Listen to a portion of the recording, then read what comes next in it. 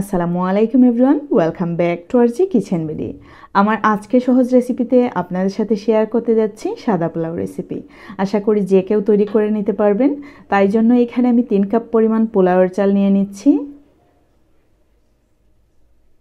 দিয়ে দিচ্ছি পানি। পানিটা স্বচ্ছ হওয়ার আগ পর্যন্ত অবশ্যই আমাদেরকে চাল খুব ভালো করে ধুয়ে নিতে হবে। চাল খুব ভালো করে ধুয়ে নেওয়া হয়ে গেলে আমি একটি স্ট্রেইনারে ঝরিয়ে নিচ্ছি পানি।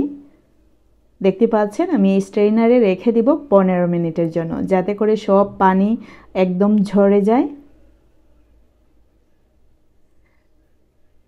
চুলায় একটি প্যান বসিয়ে দিয়ে দিচ্ছি প্রায় 4 টেবিল চামচ পরিমাণে বাটার। গলে যাওয়ার পর প্রায় 4 টেবিল চামচ পরিমাণ হবে। আর দিয়ে দিচ্ছি 3 টেবিল চামচ পরিমাণে সাদা তেল। দিয়ে দিচ্ছি 2 টুকরো দারুচিনি, 2টো তেজপাতা, 4 থেকে 5টি এলাচি এবং 4 থেকে 5টি লবঙ্গ।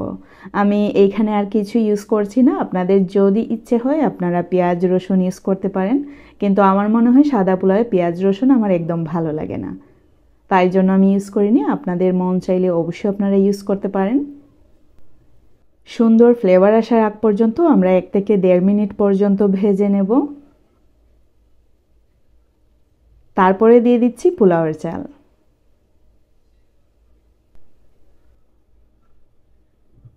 এখন আমরা প্রায় 3 থেকে 4 মিনিট পর্যন্ত পোলাওয়ের চালটাকে ভেজে নিচ্ছি।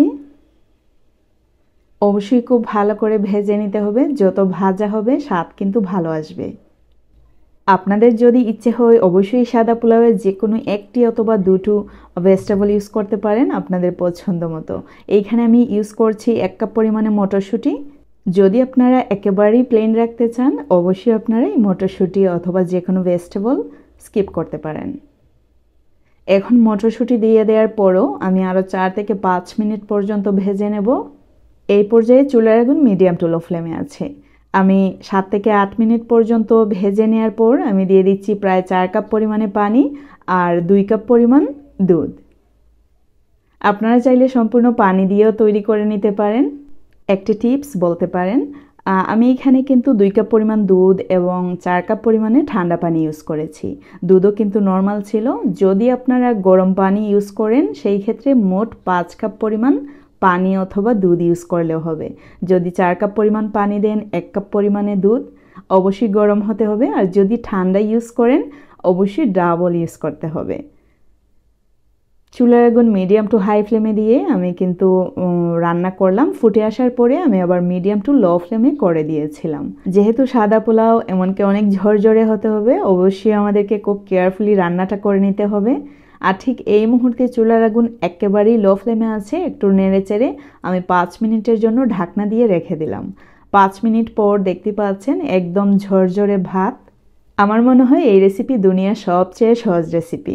একটু সতর্কতা অবলম্বন করলেই আমরা যে কেউ খুব সহজভাবেই সাদা পোলাও বা প্লেন পোলাও আমরা যে নামেই ডাকি না কেন খুব ইজিলি তৈরি করে নিতে পারবো। আর এই রেসিপি সব কিছুর সাথেই মানায়, যে কোনো কিছু দিয়েই খাওয়া যেতে পারে। যে কোনো মেহমান আপ্যায়নেও আমরা সাদা পোলাওটা রাখতে পারি।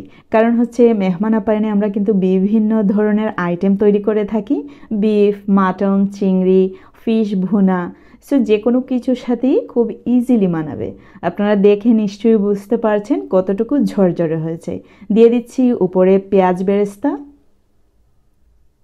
আমার আজকের রেসিপি এই পর্যন্তই। আশা করি আপনাদের অনেক ভালো লেগেছে। ভালো লাগলে অবশ্যই একটি লাইক দিতে ভুলবেন না, আর বেশি ভালো লাগলে শেয়ার করার অনুরোধ থাকলো।